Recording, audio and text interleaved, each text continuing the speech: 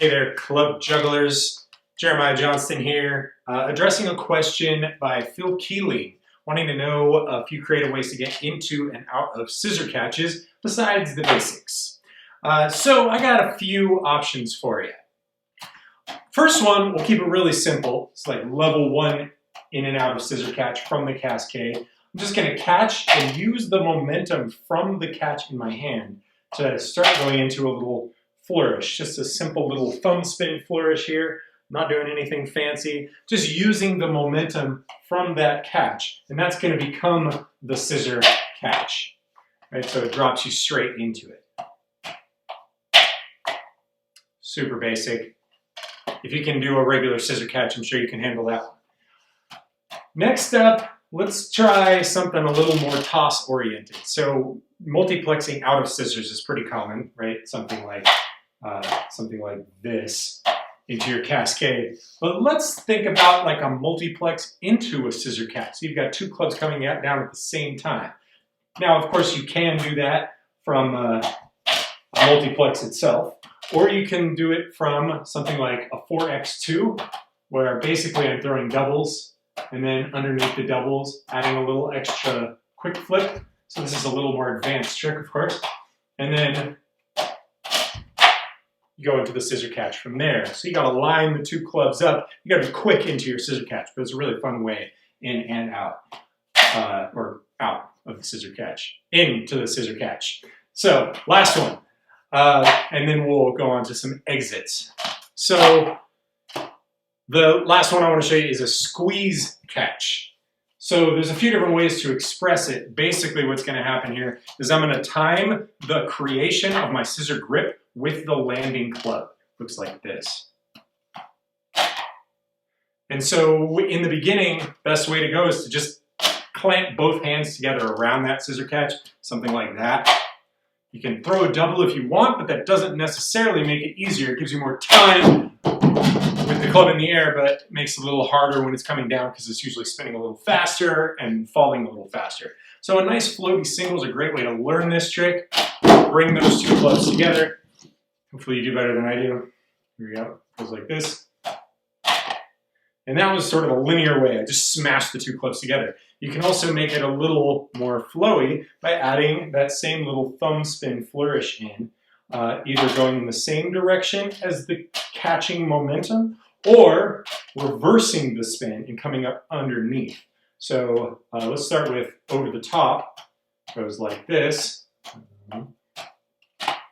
Something of the sort. One more time.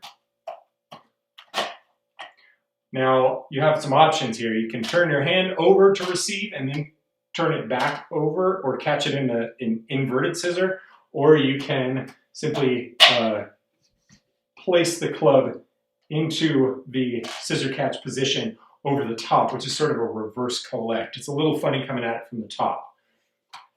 One more time. Or you can come at it from underneath. I especially like this one.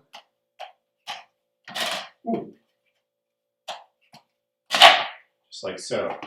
So in that case, I just time the placement of the club with the landing of the scissor club. So I time the placement of the grip with the landing of the scissor club. So hopefully that gives you some ideas for getting into the scissor catch. And how about a couple quick ones for getting out of the scissor catch? Most people know this one. If you've learned a scissor catch, you've probably learned the triplex.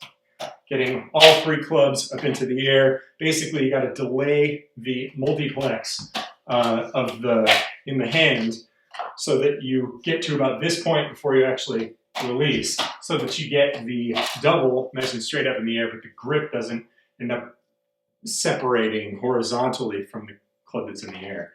So that's the triplex. What's cool is that you can just throw the club that's on the bottom. In this case, it's the yellow club. So I'm just going to hold on to the orange one and go straight into the cascade. That makes it a little more manageable.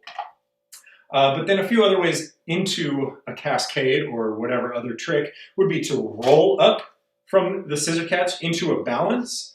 At this point, you can give it an extra little flip, catch it in the backside, Or if you want to go back into some other tricks, just a fancy little body throw can be nice. One way I really like to get in and out is by slivering to an inverted scissor. All you do is let the knob of the club fall through in between the scissors. So you gotta loosen your grip enough that you can re-scissor it here. Now with the club resting on my arm, this gives me a great opportunity to release the lower club, the orange one, and the green one's gonna fall into a perfect position to be trapped. But to just trap it there, kind of ends up in a funny spot. So if you give it a little twist, it'll roll right over into a trap that's perfect for a little multiplex throw. So that adds a little extra flair as well when you connect it all together. Multiplex exit, also fun. So hopefully that gives you some ideas for getting into and out of your scissor catches. If you got any requests, drop them in the comments. Take care.